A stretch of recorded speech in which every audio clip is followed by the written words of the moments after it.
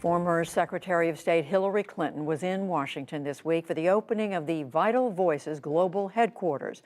Vital Voices is a nonprofit she started with former Secretary of State Madeleine Albright, aimed at promoting women in leadership roles. Elise Nelson is the organization's president and CEO. I spoke with the two of them in a wide-ranging discussion about the significance of female leaders, Russia's invasion of Ukraine, and the recently leaked Supreme Court draft decision that could overturn Roe v. Wade. Secretary Clinton, Elise Nelson, very good to have you both with us.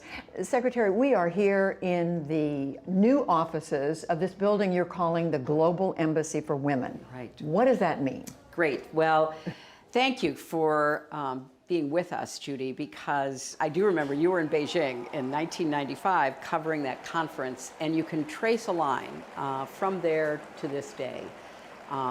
We really started Vital Voices 25 years ago to carry on the work that came from the Beijing conference about women's rights being human rights and a whole platform for action to empower women. And this building is a tangible symbol of that work. The network of women leaders that has been created, the financial and mentoring support that has been provided, and we wanted to have a building right here in Washington, D.C., like an embassy, that would attract women leaders, women activists from all over the world. And Elise, you have been involved with this for a long time. What do you see happening here in this place? Oh, goodness. Honestly, Judy, I don't even think I can imagine what all is going to happen here. We created this space because what we knew is the 20,000 women leaders that we work with around the globe are truly making change, but not enough people are hearing their voices. And one of our hopes of creating this space is really to have a platform to amplify them, right? There are, I think, less than 10% of statues and memorials in the names of women. But we all know that women have had far more than 10% of the impact on our nation and certainly around the world. And so what we hope is that this will be a beacon, a signal to know that women's issues, are not women's issues, they're everyone's issues, right? Secretary Clinton, as we sit here this morning, there's so much going on in the world, so I do want to ask you about a few things, and one is that has to do with the reproductive rights of women here in the United States. That early draft opinion from the Supreme Court. If the final opinion looks anything like this, what does it mean for American women? And what do you believe the options are for those who believe women should have a choice?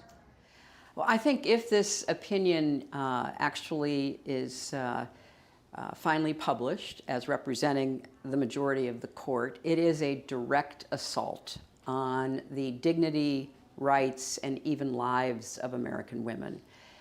And it is heartbreaking to see this court dominated by extremists who do not represent the majority of Americans, men and women, who believe that this is a right that women should have, doing all they can to set the clock back.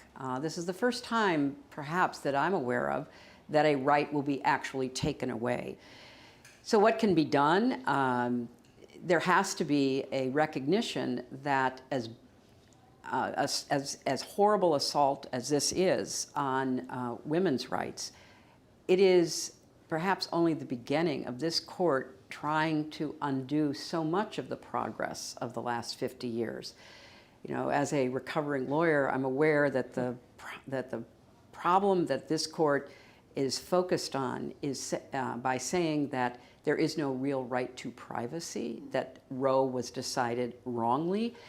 Well, Roe followed a case called Griswold, which struck down a law prohibiting married heterosexual couples from having access to contraception. It served as the basis of decriminalizing consenting sexual behavior between gay people who were adults and able to express their own feelings toward one another. It certainly underpins gay marriage.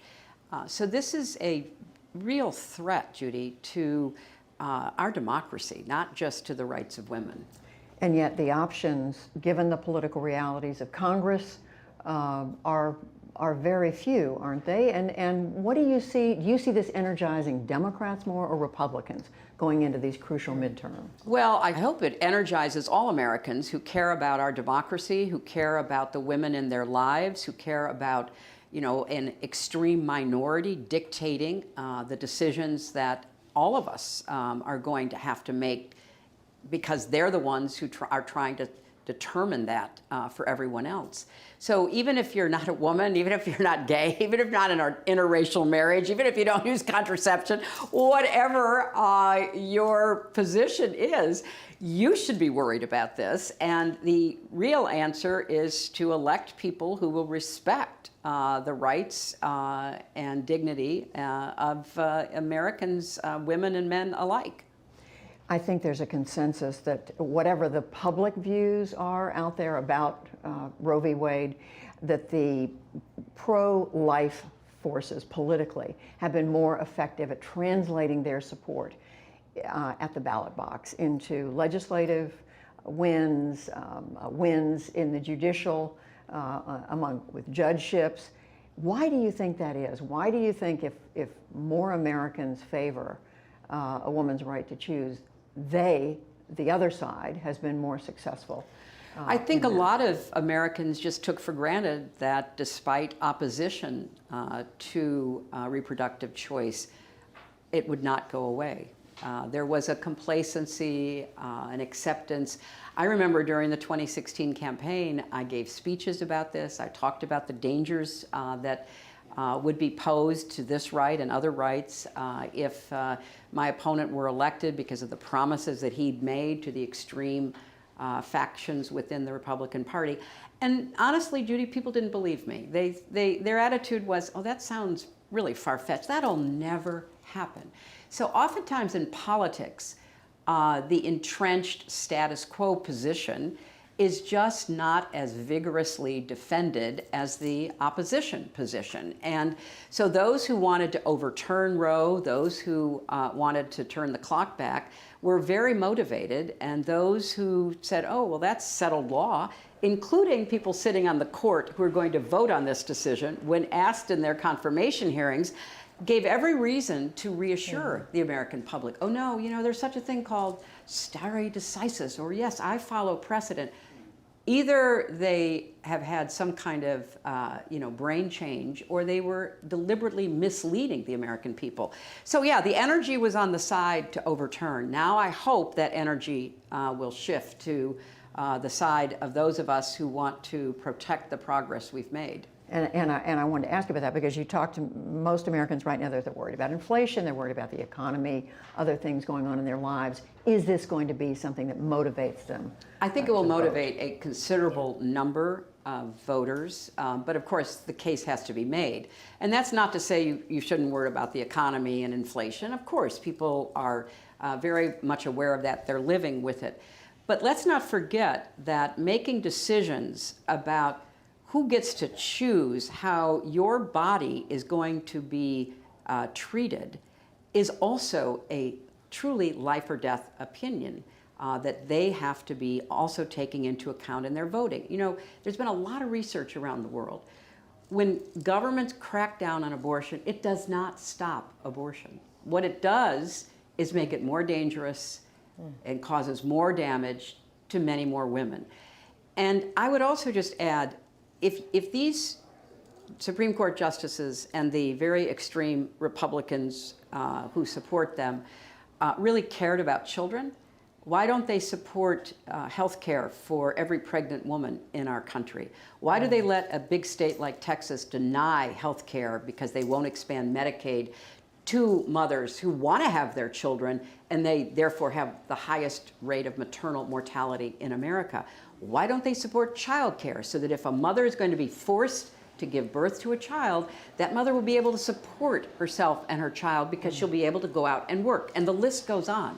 This is not, at really the end of the analysis, about anything other than controlling women with some kind of patriarchal view of society that they want to impose on the rest of us. Just quickly, before I leave the midterms, conventional wisdom is not a good year for the Democrats. As you know, when your husband was President Clinton, under President Obama, huge losses in the House races in the middle of the first term. Do you have any reason to believe it's going to be different this year? Well, I know the history, so I'm aware of the challenges, but I'm not about to throw in the towel or give up. I mean, I think it depends upon, number one, whether Democrats are willing to point out the extremism that has captured the Republican Party. And to make it clear, this is not about special interest groups. This is not about one group of Americans versus another. This is about the rise of authoritarianism within our own country. This is a direct attack on our democracy. So if Democrats are willing, not only to address the issues that are kitchen table issues, which we do pretty well, but also to raise some of the concerns about what kind of country we're going to have, I think we could do better than is predicted. A few questions quickly about Ukraine. For all the extraordinary resistance and determination of the Ukrainian military, the Ukrainian people, and for all the setbacks the Russians have experienced, they are still pounding away every day on Ukraine. How confident are you that the Ukrainians can actually win this? I am very confident in the Ukrainians' determination to win, and I am very sure that if we continue to provide them with the military assistance they need, they can continue to block Russia's ambitions. Even now, with all that Russia is pounding south and eastern Ukraine with, they have made relatively little progress. And Putin's original idea that within 3 days he'd be in Kyiv, he'd assassinate, imprison the leadership of Ukraine, he would take it over, he'd install a puppet regime, that has not happened, and I don't believe that can happen. The real challenge now is how do we best equip and support the Ukrainian government, the Ukrainian military, the Ukrainian people in their courageous resistance to this unjustified, brutal war. And the Russians haven't even taken over the steel plant yet in Mariupol. They have done everything they could to destroy that bastion of resistance. And Ukrainians are still fighting literally, inch by inch. So the Russians have bitten off a lot more than they can chew. They're going to look for some kind of graceful exit, but I don't think anybody should ever tell the Ukrainians what they should negotiate. This is up to them, and we should support them. But you've dealt with Vladimir Putin. If he faces humiliation in Ukraine, do you think what makes you think he wouldn't turn to weapons of mass destruction, tactical nuclear weapons? And if he did, what should the response of the U.S. and NATO be? I don't know what he will eventually decide to do. He's already been humiliated. He did not get what he told the Russian people he was going to achieve. He's now into, the third month of a war he thought would be done in 3 days. One of the reasons why the sanctions are so important is because they send a message to everybody around him that the cost is going to be more than you can bear. So I don't want to speculate about what the US or NATO should do if some hypothetical action is taken. But I think we need to be very clear in sending a message to Putin that we're going to do everything we can to make sure he does not succeed in Ukraine. And at some point, given the losses in his military, given the losses of his military leadership, given the turmoil within his intelligence and security forces, because they told him what he wanted to hear and it didn't work out, I think that there's more to be seen about what happens inside the Kremlin as this unfolds. Do you think he could actually fall as a leader? I have no idea, but I think he could certainly be influenced by those who are paying a price because of his, messianic, violent attack on Ukraine. Last question I want to ask both of you, and that is, we know the leadership in the White House, in the Congress, among Democrats, senior, older in most cases. Can you identify a few younger Democratic women who you see as maybe the future of the party, Elise? Well, I'll just start off by saying Vital Voices as a nonprofit is bipartisan. So we can't get behind political candidates, but we certainly support more women political leaders, and certainly I think more women who want to, as Secretary Clinton has done and the late Secretary Albright did, is use their position and their power to really push forward and advance issues that are important to women and their families. Yeah, and I certainly subscribe to that. And what's exciting about the Vital Voices Network is that we have women who are running for office all over the world. Secretary Clinton, Elise Nelson, thank you both very much. Thank you. Thank you.